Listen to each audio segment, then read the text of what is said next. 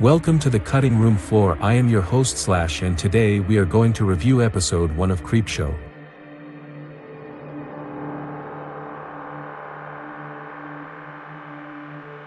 Our two-part episode starts out with the short story Gray Matter.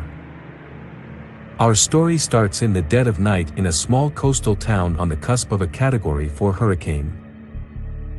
We focus in on Sheriff Connors boarding up the windows of the local general store where he, the owner, and his friend Doc plan to wait out the storm. Upon listening to the weather forecast, the newsman claims that the search for the missing local twins has been called off due to the weather. While they are in the midst of playing cards, a local boy named Timmy wanders in out of the storm looking to buy Dad's favorite beer, Hero Supreme, to which the shopkeep happily fetches for the boy. Let's face it, the real villain in this episode is the health inspector who passed this place. Upon buying the beer, Timmy confides in Mrs. Parmalee that his daddy Richie has changed and that he doesn't want to go back. He never wants to go back. It seems as though Timmy is leaving out a few crucial details that could have resolved this episode immediately, but the show must go on. Sheriff Connors and Doc offer to take the beer to his daddy and pay him a little visit while they're at it to find out what Timmy is so afraid of. Once they leave, the power goes out as the hurricane makes landfall and Mrs. Parmalee lights a lantern, fixes some food for Timmy, and tries to pry about his daddy. Timmy says the problem started a couple years ago when his mama died. Daddy's occasional drinking turned into constant drinking, and the drinking was only the beginning of the change. Richie turned to drinking contests after he got canned from his job, and that became how he made ends meet. One morning, after picking up one of his daddy's beer cans that Richie was laying passed out next to, Timmy noticed there was something a little stronger than hooch in that can. Something that made death smell nice. Over the next couple of weeks, Richie resorted to doing what I do on a daily basis and committed to sitting in his chair in front of the TV, blanketing the windows to avoid all light, and sending Timmy for a case of Heroes. Timmy didn't dare return home every day without it.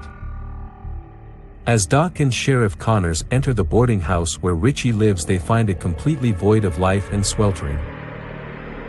As they proceed through the house to Richie's apartment, they become increasingly alarmed at the signs of a struggle and a mysterious slime all through the house. Upon reaching Richie's apartment, they find mold, rot, and horrid smells in the place. In addition to animal carcasses that have been consumed all the way down to the bone. Timmy explains that his daddy's appetite only grew and that they were getting low on supplies. The problem isn't what he's done, it's what he's going to do. First it was the animals that went missing around town, and then even that wasn't enough to satiate his growing appetite. Doc and the chief then stumble upon the partially consumed corpses of the missing twins, which turned out to have been killed and consumed by Richie. This obviously sent them into a panic. Upon trying to arrest Richie, they come face to face with the monster he has become. It's game over for the chief as he is absorbed by the beast, while all Doc can do is watch in horror.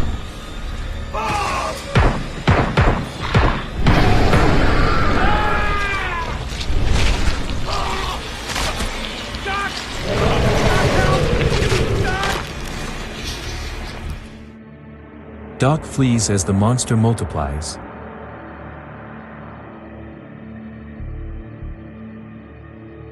Upon getting back to the store, Mrs. Parmalee is running calculations while Doc claims that they are multiplying at an insane rate and that they have to leave immediately. Mrs. Parmalee finishes typing and exclaims that they only have 6 days before the world is consumed. A beast then bursts through the ceiling and pulls Doc through. While short, the episode succeeded in building suspense and throwing a twist that was foreshadowed at the beginning of the episode. The monster reveal was a surprise, and the special effects department did not disappoint when it comes to the scare factor. It does irk me that poor hygiene was the culprit of the episode, but what can you do? Alcoholism kills, just not in a way I've seen like this before. The addition of one of the greats of horror, Tobin Bell/Jigsaw, as the first character on screen set the pace for how good the show was going to be. This concludes the first episode of The Cutting Room Floor. If you enjoyed this recap, stay tuned for the recap for part 2 of this episode of Creepshow.